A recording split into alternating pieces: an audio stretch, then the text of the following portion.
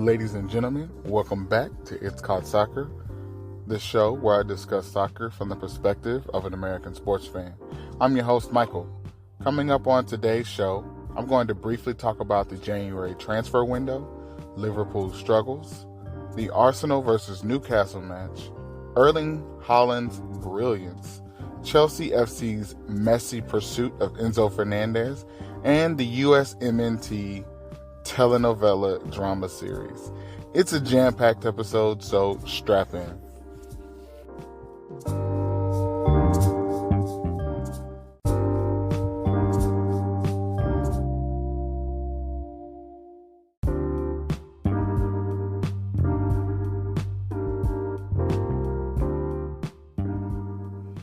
The January transfer window is open. And while we already saw a surprise move by Liverpool for Cody Gakpo, it is way too early to really digest all of the crucial moves that have happened, that will happen, that are the potential of happening. But I wanted to at least mention the fact that the transfer window is open because all of the rampant speculation and drama surrounding the moves just make for exciting times. And I'm a fan and I'm excited. So the transfer window is something that, we could look out for a future episode on. Stay tuned.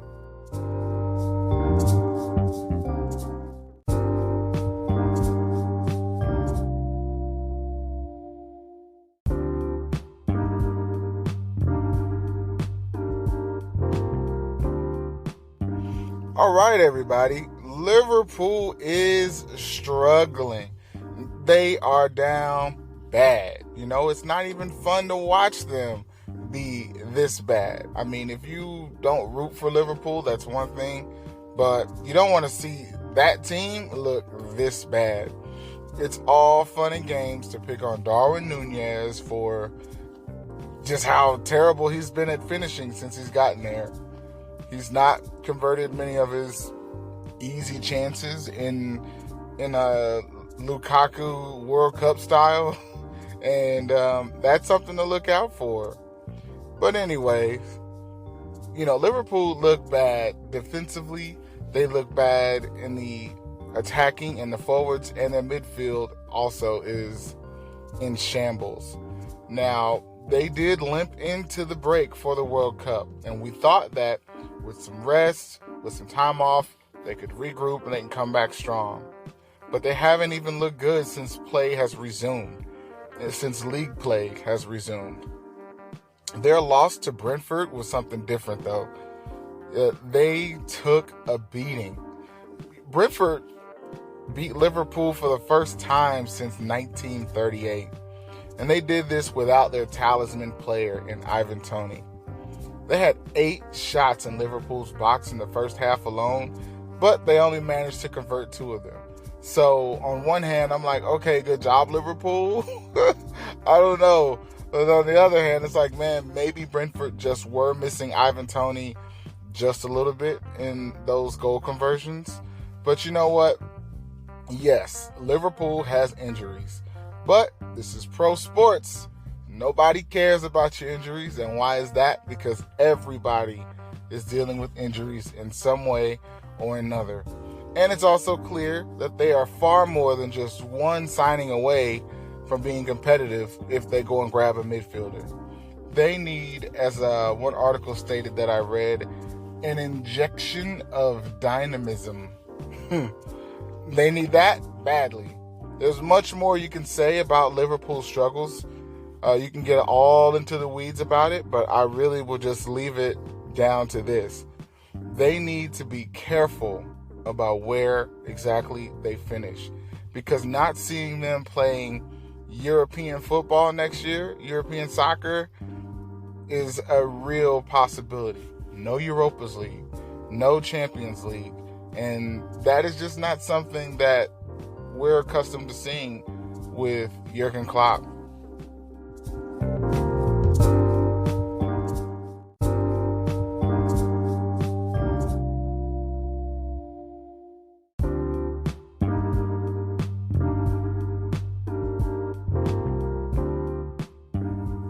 Okay, Arsenal and Newcastle had a clash. It was set up and billed as a big game between two top 5 teams, but in the end, we were left with a 0-0 draw with both teams getting 1 point each on the league table.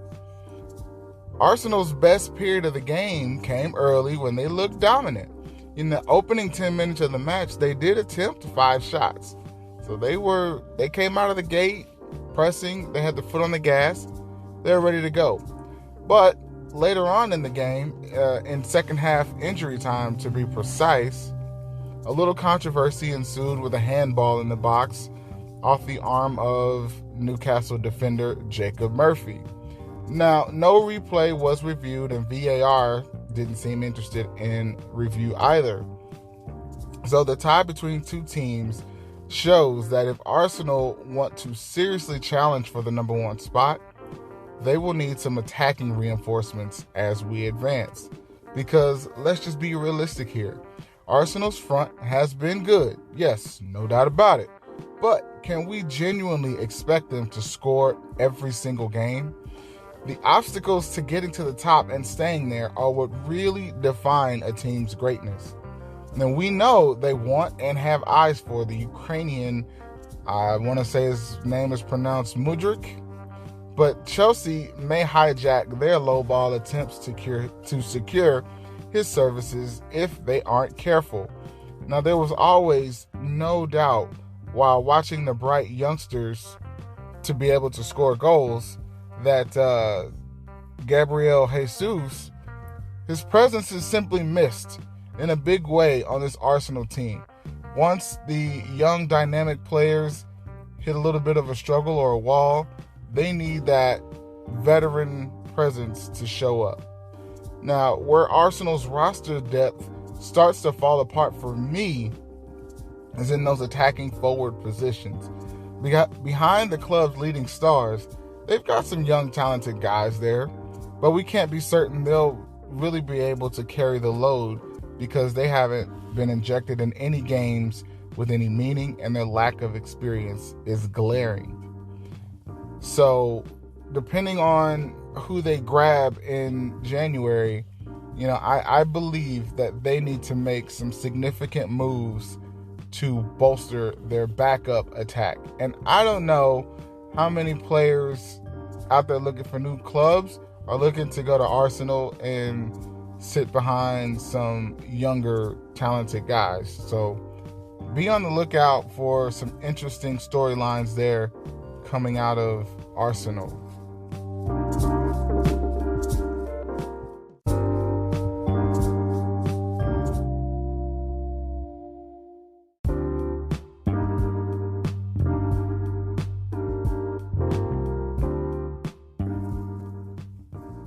Alrighty, Erling Haaland is a beast. Duh, everybody knows that. He scored a brace against Leeds that put his goal tally up to 20 Premier League goals. He was the fastest ever player to do it in just 14 games. And then he turned around and scored in his very next game just to add to his dominance. It's crazy because he's so extremely skilled, but he's also physically gifted and fast.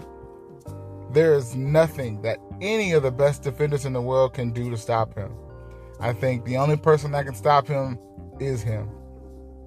A very underrated part of his game, however, is how he plays the game between the ears.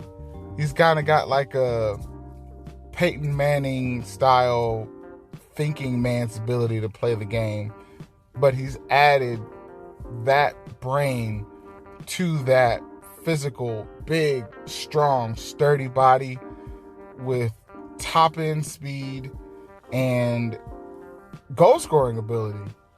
He has the IQ that informs his positioning, and that combination all in one body is something to marvel at. So this was a really quick segment just to talk about how good that guy has been. I think he's been worth every penny for Manchester City in the transfer market. I think Dortmund actually need to call Interpol and report a robbery.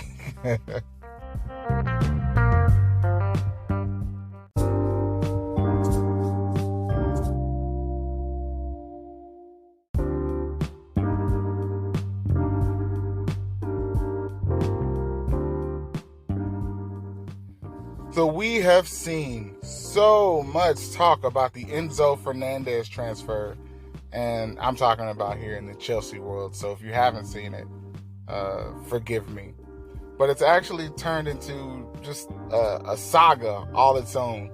We've seen reports that it's a done deal, and we've seen reports that Chelsea aren't coming to the table with serious negotiating power. So I'm here to just break it down a little bit. So his transfer tag is set at 105 million euros. And I don't think there is any doubt that that man has earned a high dollar transfer and a pay raise. In the past 6 months alone, he's accomplished or been a part of teams that have accomplished very incredible things. With Benfica winning the Champions League group that has PSG in it, and him going on to win a World Cup for Argentina. It's truly stuff that a young boy would dream of. Now, my only question is he the right player that Chelsea need right now?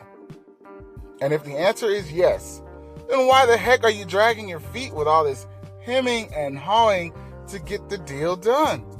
I think by now, Benfica have made it very clear that they aren't going to sell for below their valuation of the player.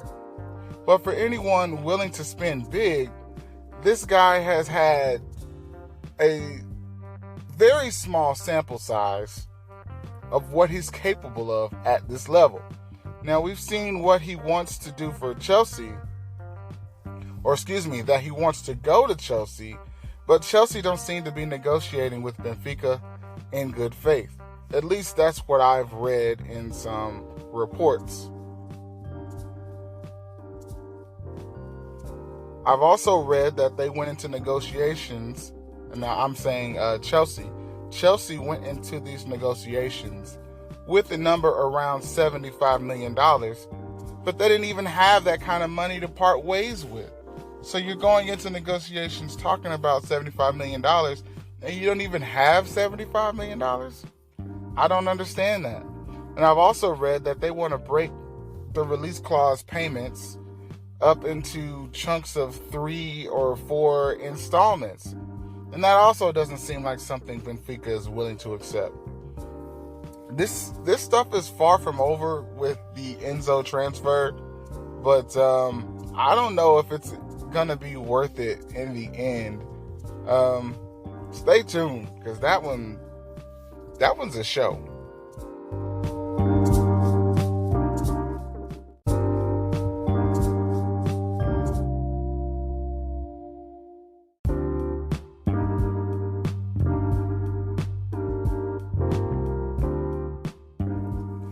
All right.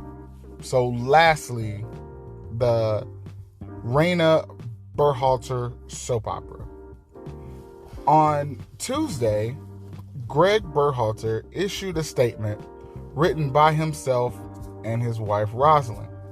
In that statement, they detailed a domestic violence incident in which Berhalter kicked Rosalind in the legs during an argument 31 years ago while they were dating in college at the University of North Carolina.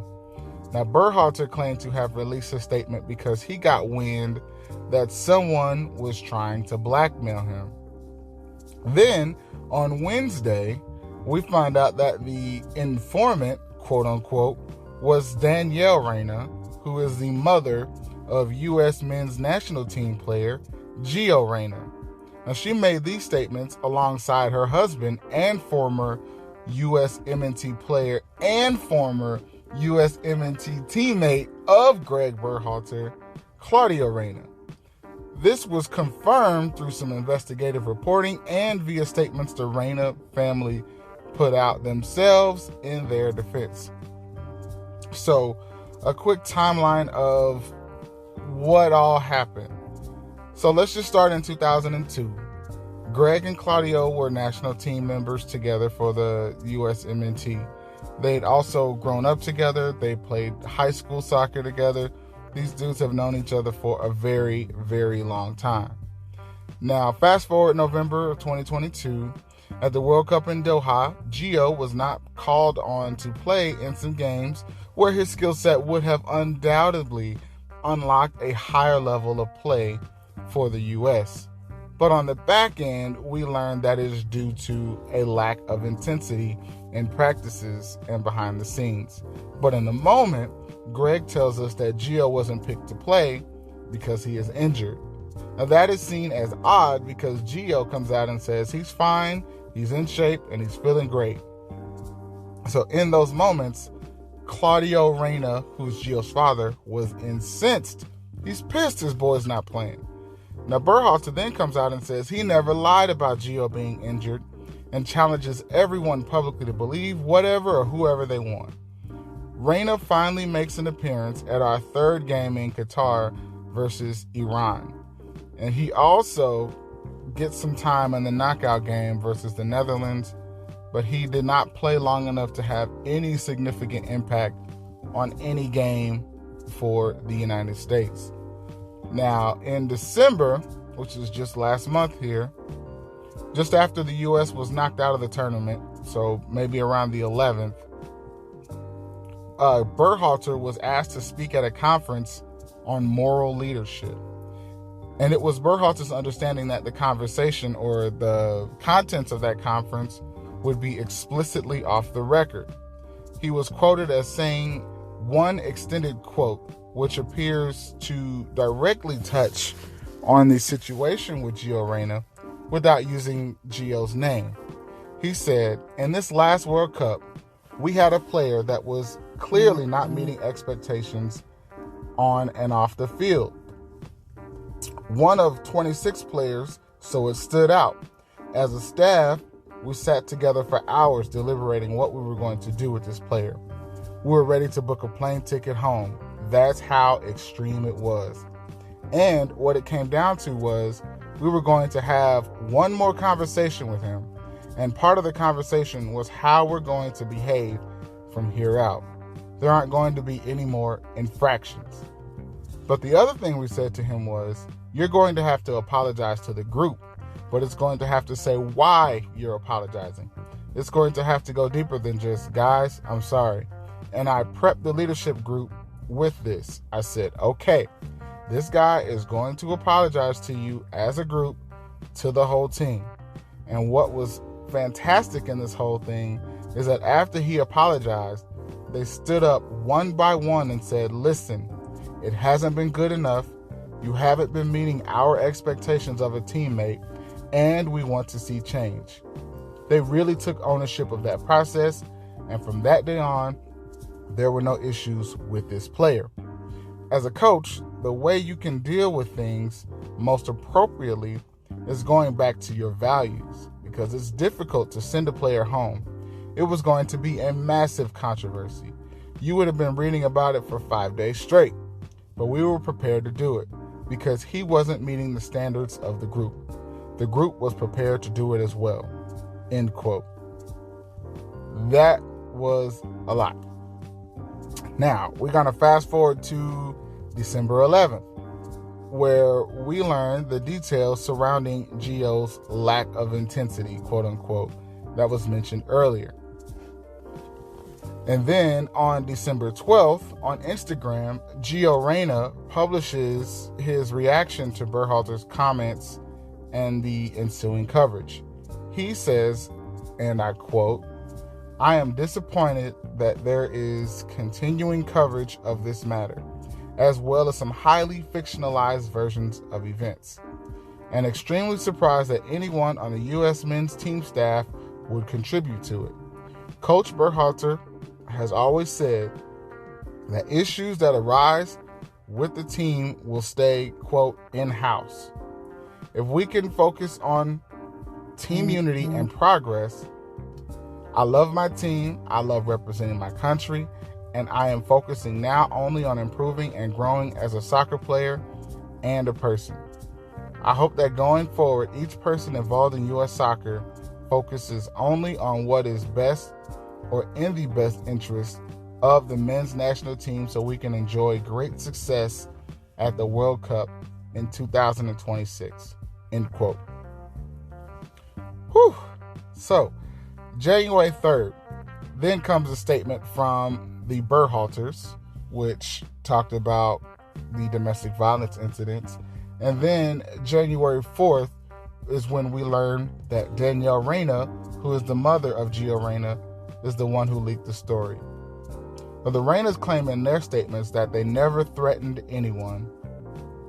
They just went and blabbed all of this to U.S. soccer officials because people on social media were trashing their son, and they just wanted it to stop. Now, from all accounts that I've personally read, they, Berhalters and the Reynas, are fairly close. This is so freaking messy. There were innocent people involved here that have things about them that are now exposed to the world. And so I have a few points to make that make up my take. Not that anyone asked for it, but this is my podcast, so I'm going to speak my piece. So, 1, Gio is a grown man. People will talk bad about him on social media until the day he dies. They'll wait a couple weeks, and then they will feel comfortable enough to talk bad about him again. You can't stop people from talking bad about you. 2, what was so hard about having conversations with Greg personally, since everything that we have indicates that these families are very close. They know each other very well. 3, this stuff is part and parcel for running a football federation. France has had tons of drama between the Benzema and Ribéry stuff, Rabiot's mom, the Mbappe image rights stuff, but they still managed to pack it up and go on and have levels of success. 4, and this is the last thing. If U.S. soccer thinks that Berhalter is the man for 2026, then they should stick with him. Wrong was done on both sides, and I do think that Gio and Greg can still mend the relationship between those two moving forward. Almost nothing is unforgivable these days, and 2026 is a long ways away. But we cannot afford to have our most successful national team manager to date and our brightest young talents away from the game because feelings are hurt. It's time to adult up, mend fences, and move on.